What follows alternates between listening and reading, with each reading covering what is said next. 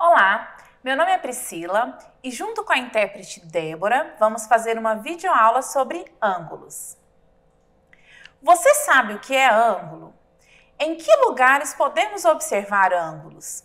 Você sabia que ângulos são usados por arquitetos, engenheiros, geógrafos, marceneiros, pedreiros e até por mecânicos de carros?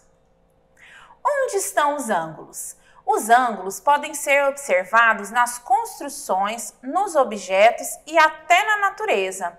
A abertura entre os ponteiros de um relógio é um bom exemplo de ângulo. História dos ângulos. Os babilônios utilizavam um sistema de numeração de base 60. Por isso, dividiram o círculo em 360 partes iguais, o que chamamos de grau.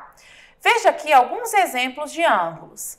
Aqui, a abertura entre essas duas semirretas representa o ângulo de 30 graus. Aqui podemos ver o ângulo de 45 graus. E este seria o ângulo de 60 graus.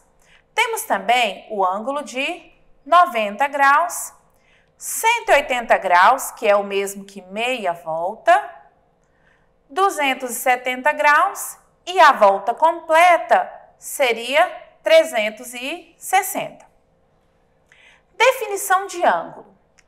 É o nome que se dá à abertura formada por duas semirretas que partem de um mesmo ponto.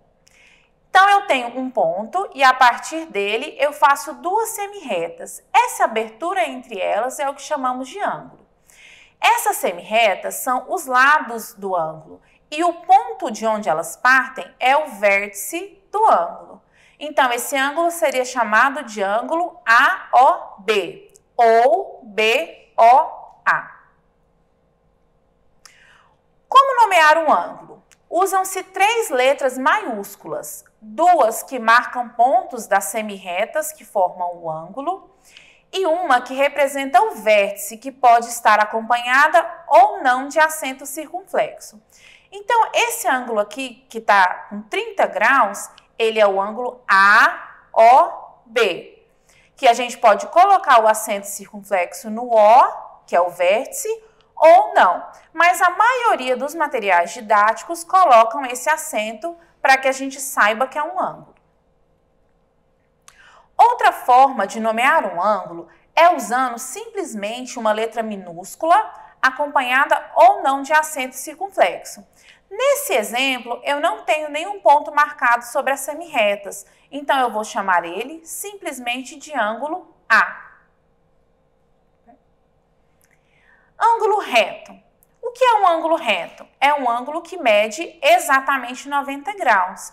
Como ele é um ângulo especial e muito usado nas construções, usamos um símbolo diferente para ele, que é este quadradinho com um pontinho. Então, mesmo que não esteja escrito que ele é de 90 graus, sempre que tiver esse quadradinho com um ponto, eu sei que se trata de um ângulo reto de 90 graus. Ângulo raso. É o ângulo que mede 180. Ele também é chamado de ângulo de meia volta, porque ele é metade de um círculo. Ângulo agudo é aquele cuja medida é menor do que 90 graus. Observe um ângulo de 90 graus. Qualquer ângulo que for menor que essa medida é chamado de ângulo agudo. Por exemplo, o ângulo de 30 graus é um ângulo agudo. O ângulo de 45 graus também é um ângulo agudo. Ângulo obtuso é aquele cuja medida é entre 90 graus e 180 graus. Então, ele tem que ser maior do que 90 e menor do que 180. Por exemplo, o ângulo de 120 graus. Medição de ângulos. Para realizar medidas de ângulos, usamos o transferidor. Vejamos esses dois tipos. Temos o transferidor em formato de círculo, dividido em 360 partes, e em formato de semicírculo, dividido em 180 partes. Como usar o transferidor? Para medir um ângulo, devemos colocar o centro do transferidor sobre o vértice do ângulo e encaixar o diâmetro do transferidor sobre um dos lados. Então, eu vou encaixar o vértice do ângulo no centro do transferidor, como mostra a figura. Aqui temos um ângulo de 120 graus. Observem aqui o 120 no transferidor. O centro do transferidor sempre tem que coincidir com o vértice do ângulo.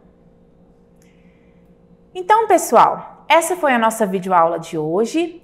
Entrem no portal Conexão Escola, façam a atividade e até mais!